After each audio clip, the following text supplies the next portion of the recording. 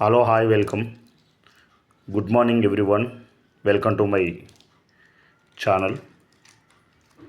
ఈరోజు 10th class lesson అయినటువంటి రాంపూర్ గ్రామ ఆర్థిక వ్యవస్థ పాఠ్యాంశంలోని కీలక పదాల గురించి తెలుసుకుందాం. వ్యవసాయం భారతదేశంలో ప్రధాన వృత్తి కార్యకలాపం. పశ్చిమ ఉత్తరప్రదేశ్ గంగా నది ఒండ్రు నేలల్లో కలిగిన సారవంతమైన ప్రాంతం.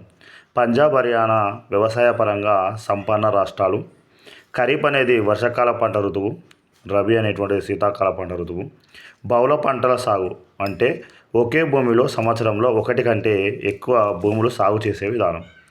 పర్షియన్ వీల్ రైతుల బావుల నుండి నీరు తోడుటకు వాడే పురాతన పరికరం.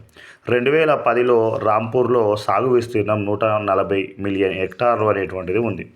చిన్న రైతులు 2 హెక్టార్ల కంటే తక్కువ భూమి గల రైతులు. చిన్న రైతుల శాతం 87%, వారి ఆధీనంలో ఉన్న భూమి శాతం కేవలం 48% మాత్రమే.